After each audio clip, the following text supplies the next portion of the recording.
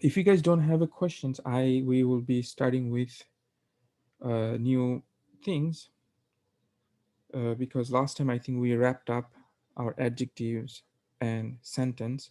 Remember, these topics are broad. Okay, we are learning them in very very basic manner, which is good enough for now. And then as more ideas comes, inshallah, we will expand on these things. Okay. I wanted to say something more about sentence, but I don't know if it's going to be good or not. You know what? I'm just going to leave what I mentioned about the sentence. Whatever you know about sentence, these are the basic fundamental of sentence. So I'll let it dry on your mind before I give you exceptions. So inshallah, I think few week after that, I will show you some of the other ways we can construct a sentence where we have this issue, the definite and indefinite, they're not kind of agreeing the way we understand, and a few other things. Okay, so right now I just want to make sure that the basic concept is it's firm on your mind. Jayed, remember last time, not last time, we've been talking about these things for quite some times, that we have a noun, right? uh, we have a noun. Subhanallah. We have a noun, and noun has four attributes, right? It has a four attributes. Every noun has a four attributes. It's gender, its definiteness, and its number, and the grammar. Okay, so far I think we have talked about the gender and definiteness, so we can understand noun having a gender. It can be masculine and feminine. By and large, if noun has tamarbuta, we consider feminine. That's as you understand, there are some exceptions. And if the noun has the definite article ad, al, or any other the pronouns and everything that we went through, and then we consider definite, right? So inshallah, we will be start talking about the two other attributes of the noun. So whatever you understand, whatever you learned from the genders and everything, those things right now, those things has to be in your mind, because why? We will be keep on moving forward with new topics. Okay, so now we will be touching upon two more attributes of the noun. One having a number, another having a grammar. So we will start with the grammar. Okay, we will start with the grammar, and then inshallah we will tackle the number. Okay, you understand? So it has four attributes: gender, definiteness, number, and grammar. We've covered two of them. Inshallah, we'll be starting with the third one, is the grammar. So what do we mean by noun having grammar? Hmm?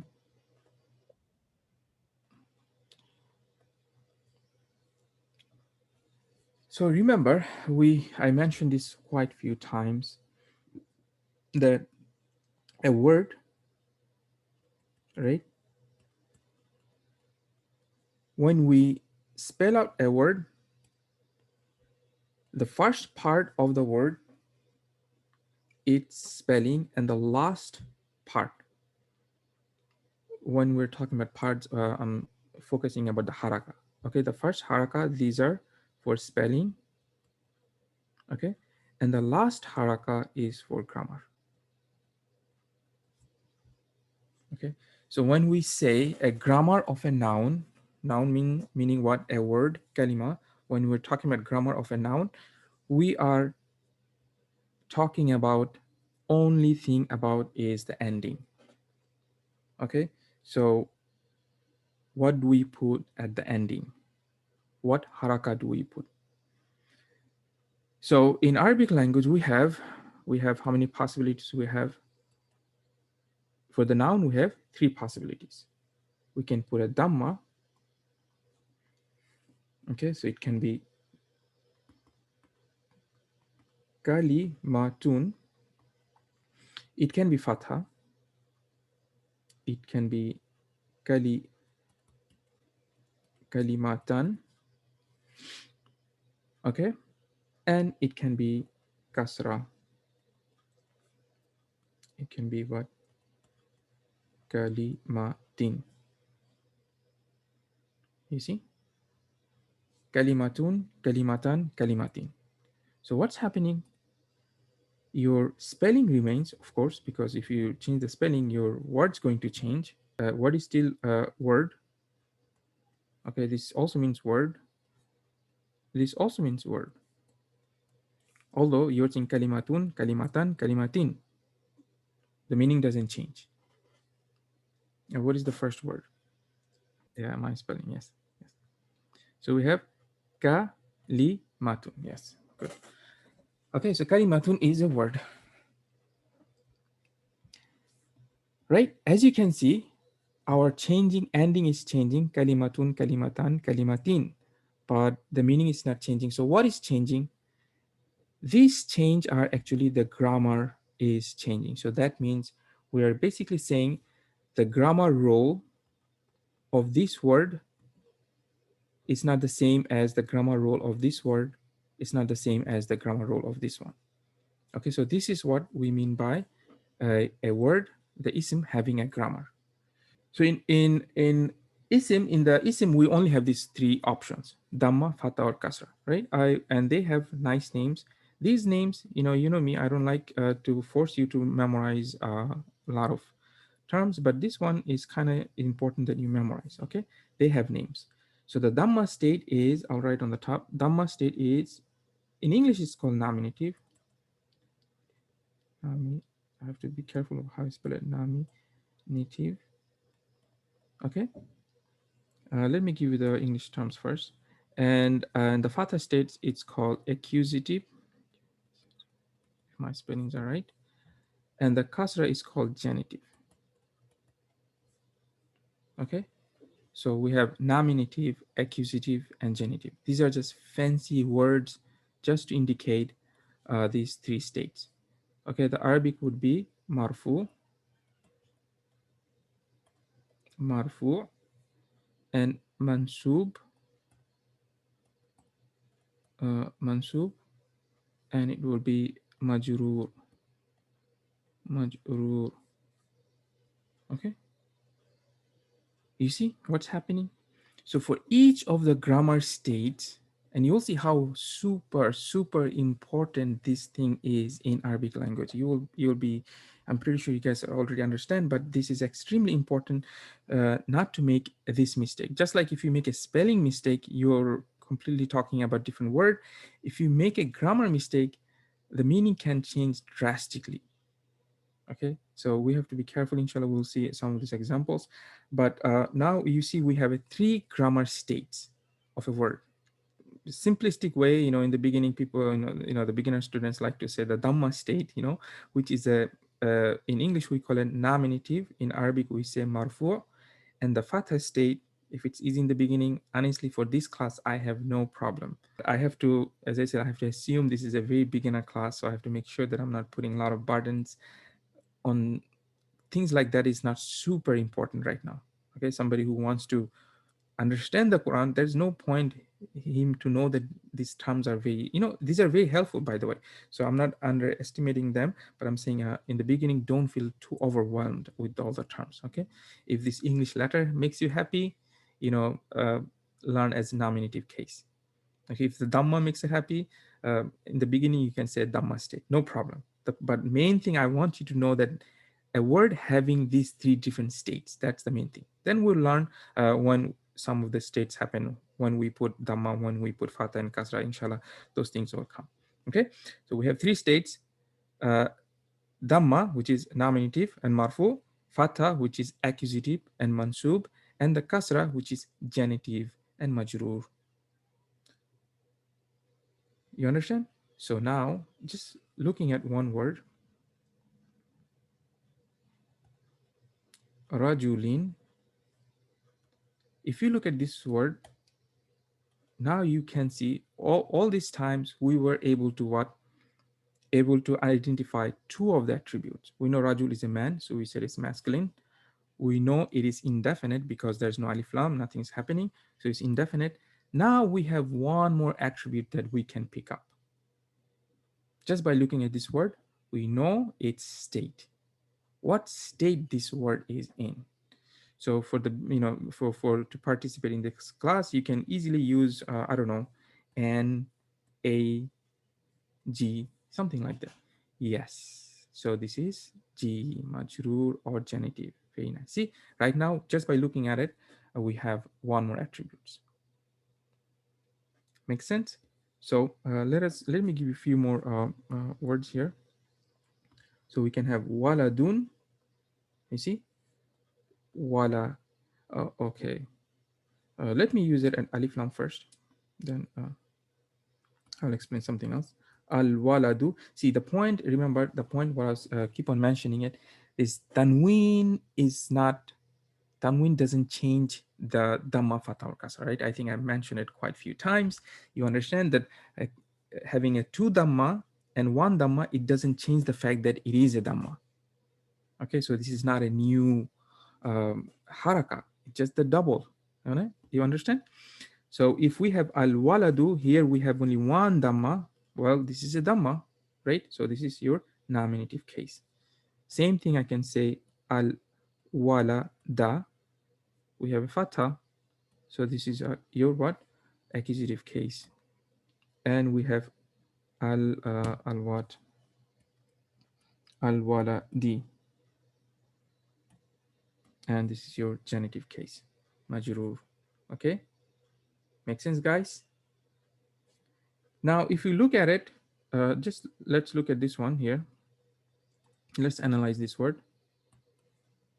Give me all three letters, all three attributes. Let's see who can quickly give me all three attributes. Very simple, guys. You have to, but right now, instead of two attributes, we are trying to extract three of them. Okay, we have indefinite. Yes, good. Indefinite, masculine, accusative. Very nice. Okay, so if I am and what an a. Very good. See, very simple stuff. Nice. Uh, one thing to remember, this accusative case, when you have a tanween, we have waladun, we have waladin. Oh, subhanallah, what am I doing? Yes, guys. Uh, I fell. Yeah, I fell for it. This is definite because we have what? We have alif lam. So this is a definite masculine and what? Accusative. Yes. So al waladu is definitely a definite because we have a very nice alif lam. There's no mistake. Jayyid. Good guys. See, you guys are catching. So what I was gonna say is that you have to be careful with the tanween of fatha. Tanween of fatha is a little bit tricky. Not that much. It's very simple. We have when we say waladun, no problem. When we say waladin, it's no problem. But when we're going to say waladan, what happens is by convention, the Arabic language, we write this alif. Okay, this is just a letter. What comes after tanween of fatha? Okay, except for ta marbuta and sometimes hamza. So right now, just think about except for ta marbuta. Okay, so for example, in ta marbuta, when you have ta marbuta, we don't have to put extra alif. Other than that, this is what we have to do. We say rajulun, rajulun, right? And we will say rajulan. You see that extra alif, rajulan, and we say rajulin. Okay, so that's the only thing. Is don't make too big deal. It's nothing much. We say bintun, bintun, bintan. Why did I put this alif? It's the same alif, same alif. For only for tanween of fath, we have to add this extra alif. Okay, bintan and bintin. Make sense, guys? But as soon as you put alif lam, we lose our tanween, so we don't have to worry about this. We will say al Al what? Albinta. See, we don't have tanwin right now, so we don't need the alif. Is it clear, guys? So sometimes you will see this thing happens. For example, the word that I gave you in the abadan, abadan. Why do we have this alif? Because of we have a tanwin of fatha. Make sense? Now, so these are your three grammatical states of a noun. A noun can be nominative case, it can be accusative case, and it could be genitive case. How do we indicate this case? We indicate them by putting a dhamma for the nominative case and fatha for the accusative case and kasra for the genitive case. So what does this thing mean? So what does it mean? The marfu, the majrur, the mansub, or the genitive, accusative? This sounds like what's going on? Why do we care? Why do we have to care? Right? Why do we have to care about these things? This is very important, guys. We really, really have to care. Just to show you why we have to care, I'm just going to give you some examples. But those examples, inshallah, we're not going to be studying them now. The topic is not for us right now. Inshallah, when we go to the verbs, that's when we'll be studying. But I'm going to show you why is it important, so that at least you understand its importance. Okay. In Arabic language, we can say, if we want to say, uh, this is the same example people give, so I'm giving you the same simple example. The man hit the boy. Okay, the man hit the boy. Okay, simple sentence. It's a verbal sentence. We have a verb hit. And what is the man? The man is a subject and the boy is object.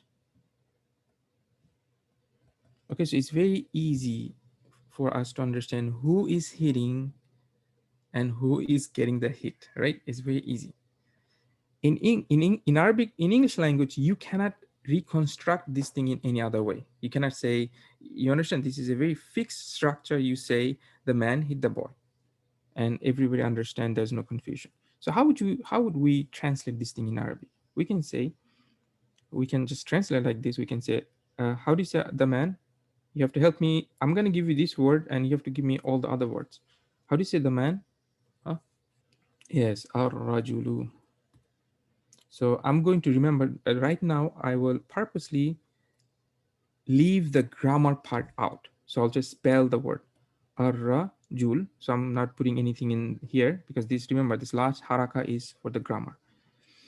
Ar-rajulu, ar-rajul, daraba. This is the word, this is the verb daraba. So this is something, if you memorize it now, it's a very good word. You can memorize. So, okay, so the man is good. The man, ar-rajulu, daraba is hit. The man hit the boy. How do we say the boy in Arabic? So also you guys know al-walad, very good. Al-walad. Again, al-walad. I'm leaving the last one for now. I'm not doing anything. So if I say ar-rajulu, ar-rajul daraba al-walad, looks like that's what we're saying. Right? The man hit the boy. I'm going to write few other ways, then I'll explain all at the same time. Then you will see the magic. These things in Arabic, we can write another way. Here, people will understand when you say a rajul daraba walad, even if you don't put anything here, the grammar people will understand, but then I'll explain to you everything at that. But in Arabic language, a verbal sentence, you would start, there's another ways you can say the verb first. You can say daraba, ar-rajulu, ar-rajul, al-walad. You can say that.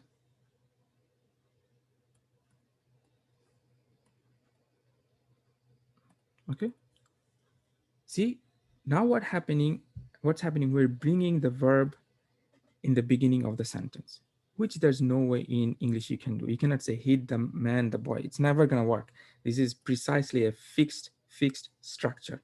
But as you can see, the Arabic already, already you can do a lot of many different ways, right?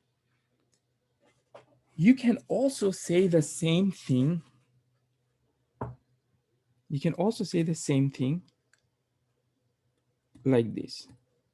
ضرب الولد الرجل. Okay, now we're getting into a very creepy zone, right? Uh, yes, but we want to translate exactly the one that we have. We don't want to make it into passive. If you say the passive, then we have to remove the man altogether. The boy was hit. Okay. But by the way, the boy was hit by the man. This in English, it really doesn't. We shouldn't say it like that. We should just say boy was hit.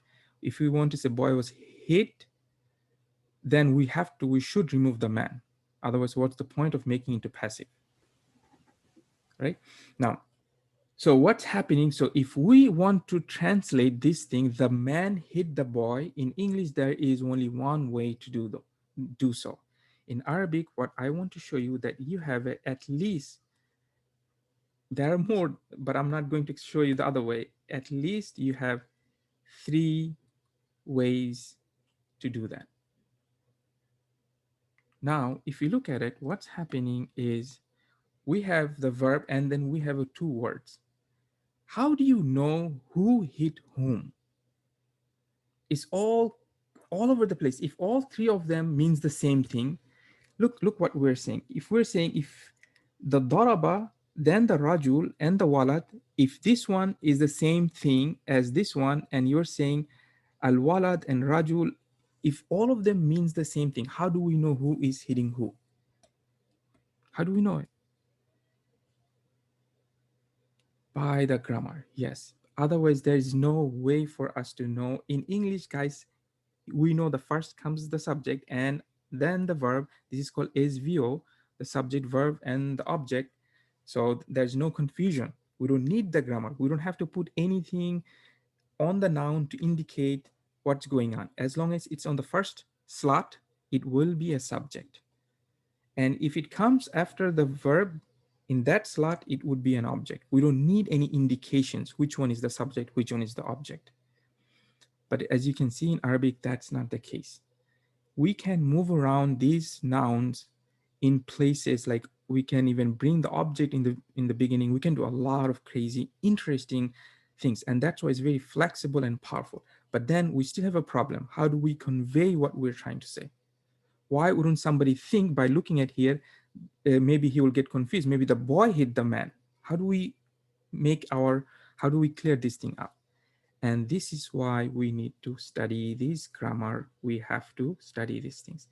Only through the ending of these words, we will explain who is the subject and who is the object. Otherwise, you are making completely different meanings. And I'll show you uh, how we can make a difference. But first, I will explain to you a simple thing. In Arabic, the subject gets the dhamma. Okay, so what falls under marfu state? Dhamma, the subject. If you have a subject, you put a dhamma to indicate that this is your subject and case is closed. Okay, so here the man is a subject. So where are you going to put the dhamma? Are you going to put the dhamma on the walad or rajul? You'll put on the rajul. So now we have ar-rajulu. Okay, is it clear? If you say ar-rajulu daraba al-walad, everybody would understand that the man hit the boy. Okay, so basically what we're saying is that we indicate the subject of a verbal sentence or subject as a sentence. Just think about subject of a sentence by putting what? A dhamma at the end. Remember what we said? Now you understand why the ending is important and why ending is the grammar, because ending is the grammar. This dhamma we're only putting not because of the spelling, only to indicate that this is a subject. Okay, the subject and predicate that has to do with the grammar, has nothing to do with the spelling. So now we are saying, okay, the rajul is the subject. And we want to say, so who is the object? The boy is the object. How do we indicate in Arabic language something that is object? Huh? We indicate by fatha, object. Now you see. So now if it's in the fatha state, I'm using very loose terms here so that at least I want to focus on what I'm saying, not the terms, so that you guys don't get confused. In the fatha will indicate that it is an object. A dhamma will indicate that this noun is a subject. So now if we put a fatha here, alhamdulillah, everything is clear. There's no way anyone who understands Arabic will ever make any mistake that the boy is the one who got hit. Even if you remove here, even if you remove the rajul, even if you say this much, this is a complete sentence. Some, he hit. That means whatever it is, this case, the hitting happened to al walad. Why you're thinking like this? How did you get this idea? Well, because I see a fatha, so that means I know that this is object. Whatever this verb is, it was done to him. Okay. Right now, guys, we're not studying this verbal sentence. It's very complicated, right? Only thing I want to open your mind why you should be spending time. Otherwise, you'll be like, hey, what is got to do with Quran and everything? It has everything to do with Quran and everything. Because you'll see, inshallah, things will be easy on you. So only thing I want to say that's why we have to study the grammar of a word, because that's how we indicate what is the role. Is it a subject or is it a predicate? Is it an object? What's going on? For example, if you're not putting anything here, nobody knows who hits what. That's the thing. If you, for example, if nothing is here, no one knows who hits what. Who is hitting? The rajul is hitting or the man is hitting? In English, we don't need to do anything because we know the subject comes first and the object comes first. That's why if you want to say here, for example, daraba rajul al walad. If you want to say the man hit the boy, you say a rajulu al walada. But imagine you want to say no, no, no, that's not what happened. I saw in the street, I saw the boy is the one who's hitting the man. Do you have to change this structure? No, you don't have to change this structure. You say al waladu and you say al rajula. People might be scratching their head like, what's going on? Yes, that's what happened. That's what I saw in the street. The boy hit the man.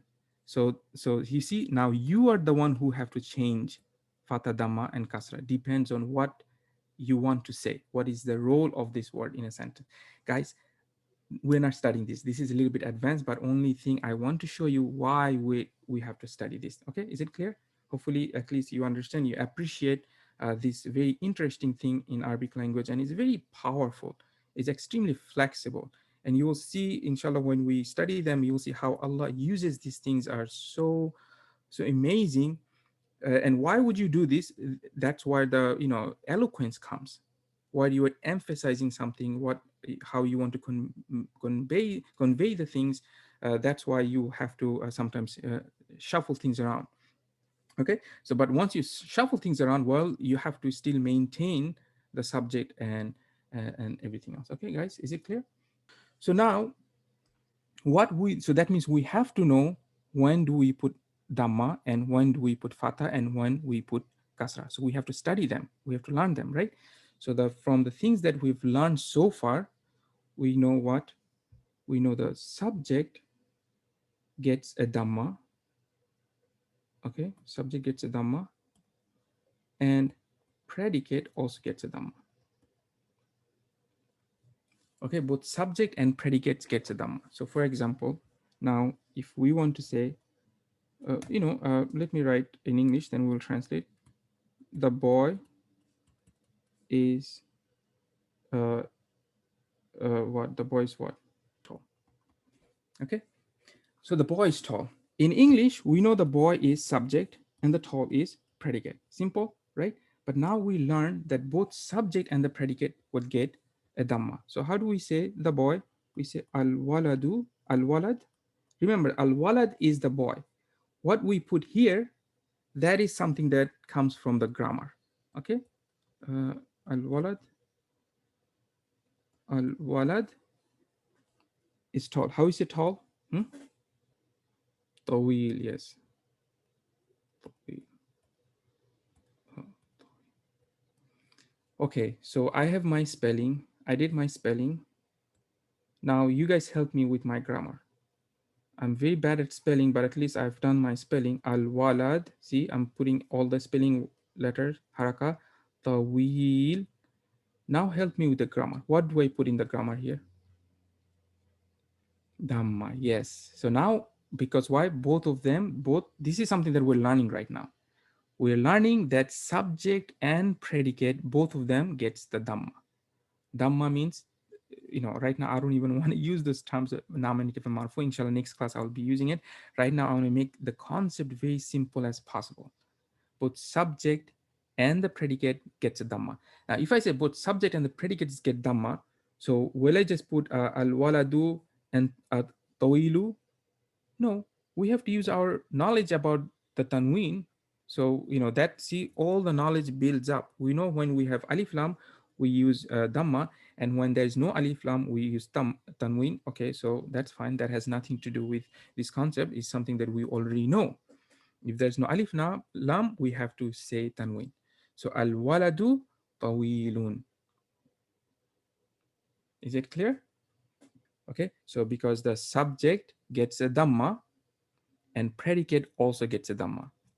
Okay, makes sense. So one more example, then guys, these things, we're gonna be having fun with this thing for a long time. Okay, so whatever you can swallow right now, if it's too much, if it's coming left and right, bear with this. The concept, inshallah, is easy.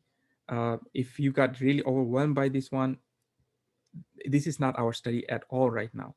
I just wanted to show you that this topic is super important and very interesting. Okay, so now you will be ready to study and not make a mistake. And yeah, of course, this is sentence because you have the definite and indefinite.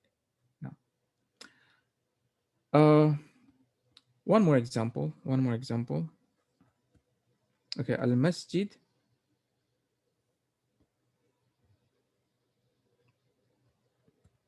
ba'id. Okay, so the this is a sentence or not? Al masjid masjid ba'id is a sentence, right? Because we see we have a definite, right? And we have indefinite. Now, if this is a sentence, this is a nominative sentence, right? So we need to know about the subject and predicate. Which one is subject? Huh? This is a subject, right? And which one is predicate? This is a predicate. So now, what do we put? We have to put Dhamma. See? Because both subject and predicate gets the Dhamma. So we say, see, same thing we knew all along. We know that we have to say al-masjid. That's what we've been doing the whole time. But now we're looking at a little bit grammatical perspective. Same thing. We haven't changed anything. We're not saying something new. We're saying exactly the same thing that we've done before. We say al-masjidu ba'idun. But now we kind of understand why are we putting dhamma here instead of fatha or kasra. Now we understand, because the rule in Arabic grammar, these are rules. It's not coming from anybody. That is the language that is Arabic language. They are saying the subject and predicate, you better put dhamma. I'm not making this thing up. That's what they want us to do, right? So we have to follow that. So now that's why we are doing this. Al-masjidu ba'idun. Make sense, guys? Now, of course, we have to learn then when do we put fatha and when do we put kasra, right? So that means, as you can see, this is going to be a very interesting and long thing we have to learn, right? So one thing we kind of learned, I don't want to say learned, we kind of got, taste, or at least we picked at one of the topic that object gets a fatha. Okay, so just keep this one in your mind for now, because honestly, I don't want to bore you with, because we're going to be spending way too much time in the verbs and objects and everything when we get there, inshallah, right? Right now, just since you have seen it, how it works, just think about that. Subject gets a dhamma, object gets a fatha. Big deal, very easy. Subject gets a dhamma, object gets a fatha. And if we come across any verbs in the Quran, in our examples, inshallah, I will mention it. We're not going to be constructing any sentence, but at least I'll mention it. Now we have to know, when do we put kasra? When do we put kasra? Okay. So this would be our next topic. And I think I have enough time to at least introduce this thing, and it's very, very easy. I will introduce now, and we'll be uh, talking more about them in the next coming lessons. Any questions so far? Now, when do we get kasra?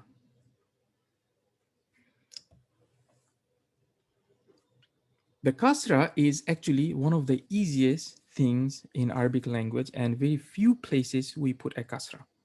Okay, um, there are only two places. One of them we'll study now, which is what? Which is after what? After preposition. So after preposition, we put kasra. So we'll study a little bit about, I don't know if this term exists, on a preposition phrase. Okay. So what is preposition phrase or prepositional phrase? Huh? It means in English, for example, say you say in the house. This is a preposition phrase, right? Or you say in a mosque.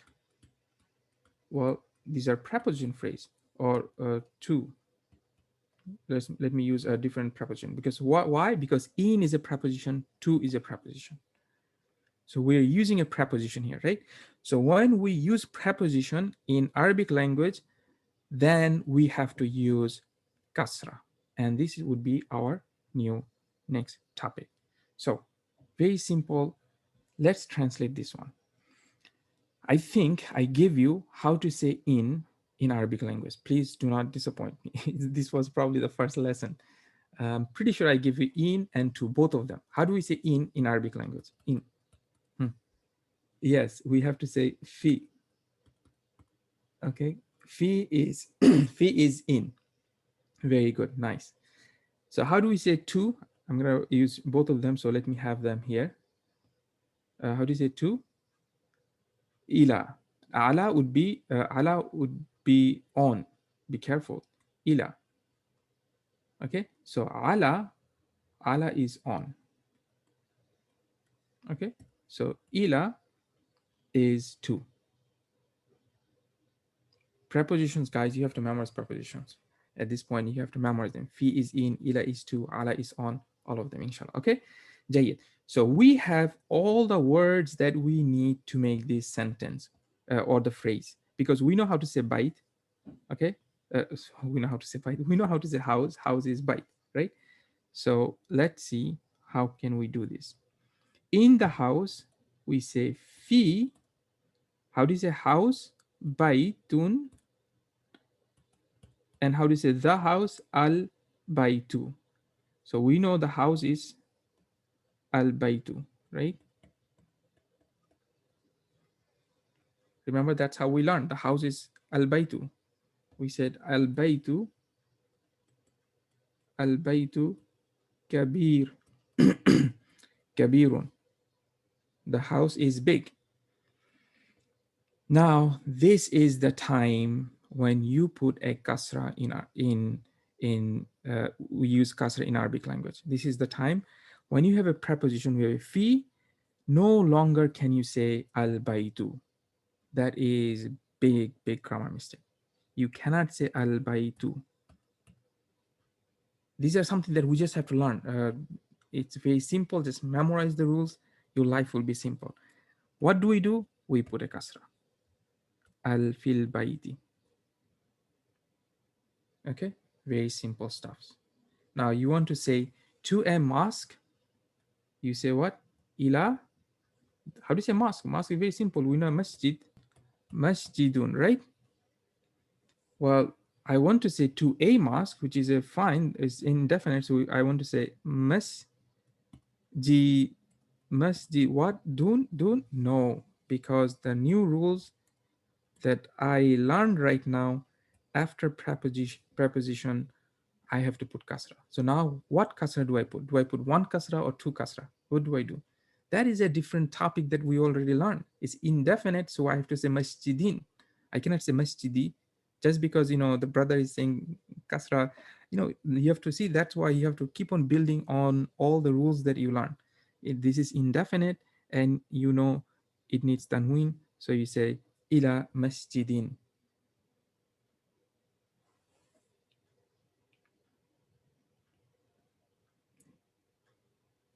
You get it?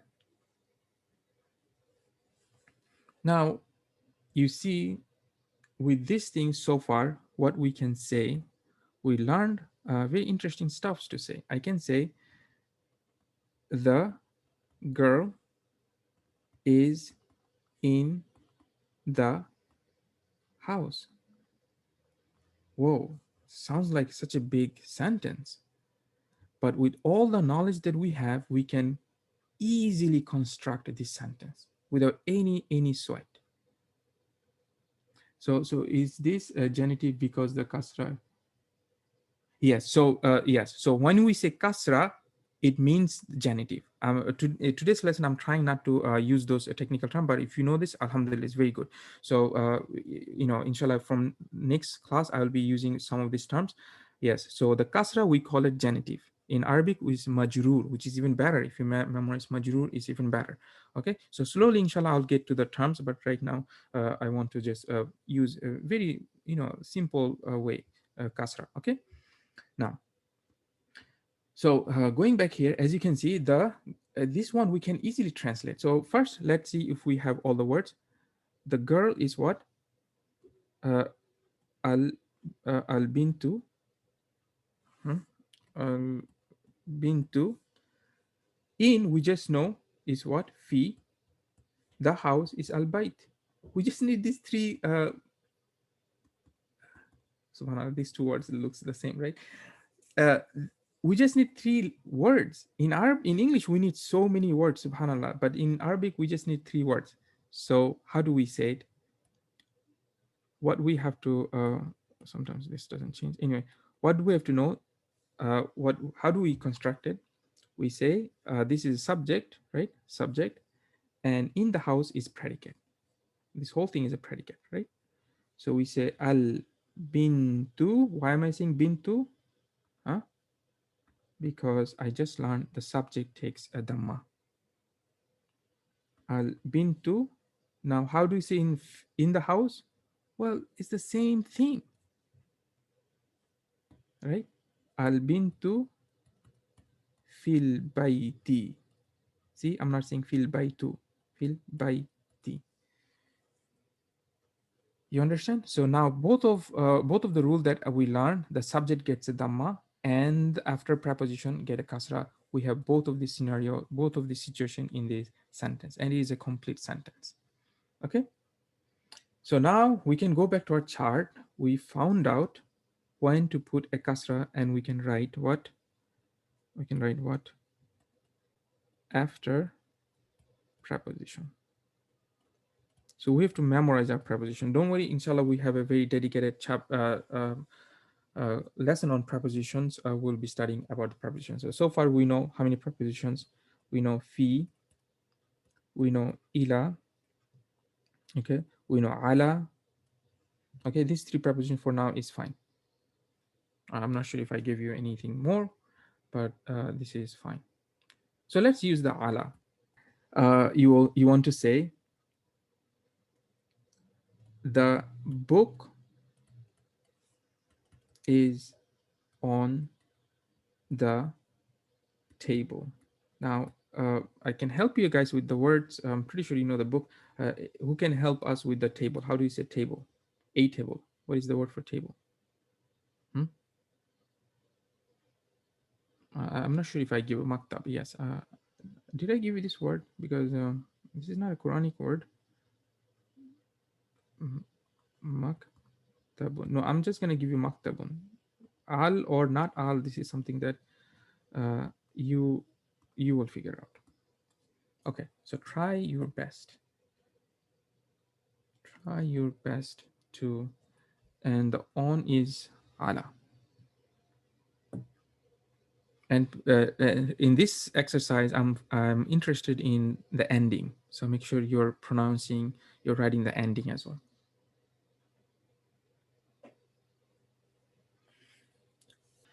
So yes, mashallah, everybody is getting it. It is great. You understand. You're translating this sentence. It's not easy, but now it doesn't matter because you have a lot of ideas in your mind. You understand how things works. You know the definite articles. You know all these things, mumbo jumbo things. And you gave me what? Al kitabu ala al maktabu. No, al maktabi. See, it's not simple. It's just the rule. Just you have to learn. That's all. It's not a big deal. As soon as you see preposition, guys, there is no way in this earth that it's not going to be in this kind of state. After preposition, it's going to be in the genitive case, which is most of the time is kasra. Inshallah, we'll learn about so much other things, but right now, that is that is the situation. See my spelling.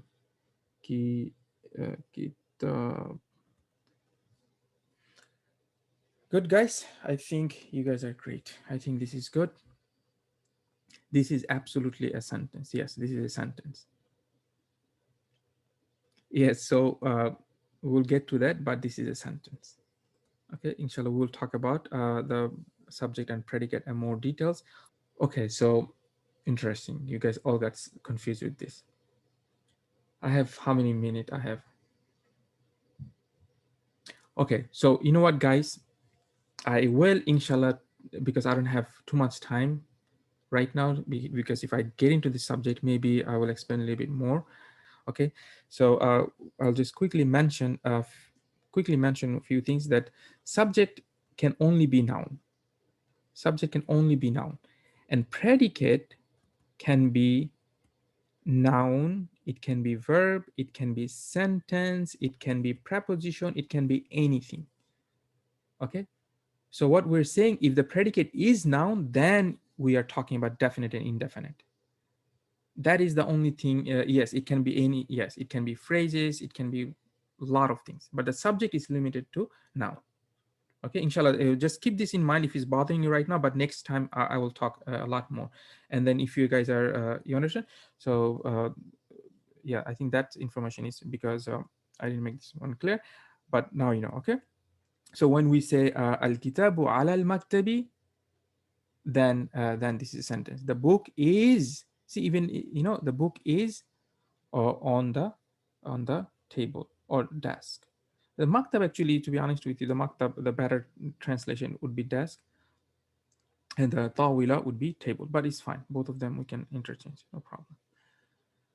So basically, going forward, we'll learn when to put a dhamma, when to put a kasra, uh, and when to put fatha. But right now, what we know, I think it's good enough for most of our studies in the next few months. Okay, most of our studies will not going to be go outside of these three concepts. But okay, so I'll just want to leave it here. A quick review, and then inshallah I'm going to explain what the sister was asking about. Quick review. We were saying that what a noun can have four attributes. Not can, noun must have four attributes. It has a gender, masculine or feminine. It has a definiteness, definite or indefinite. It has a number, whether it is singular or plural, and all of these things. And it also has a grammar. Okay, so we spent some time about understanding how do we understand noun being gender, masculine or feminine. We covered that. We studied about the definiteness, and today we started talking about the grammar. So we have started it, doesn't mean we've completed it. This is a very big topic, but at least now we understand what do we mean by the grammar. What we mean is the ending of a word. Okay, so the ending of a word, a noun, can be what? It can have these three states. Okay, it can have a dhamma at the end, like here we have kalimatun. It can have a fatha at the end, like kalimatan. It can also have kasra at the end, like kalimatin. We're not changing the word, we're not changing the meaning of the word. The word meaning stays the same, but what we're indicating, why are we keep on changing? We're changing to indicate what is the role of that word in a sentence. Is it a subject? Is it a predicate? Is it an object? Is it coming after a preposition? What is the role? Okay, so we learned a few of them. Number one, if the role of the word is a subject or predicate, then we indicate by what? By Dhamma. And if the word comes after any preposition, then we indicate by Kasra.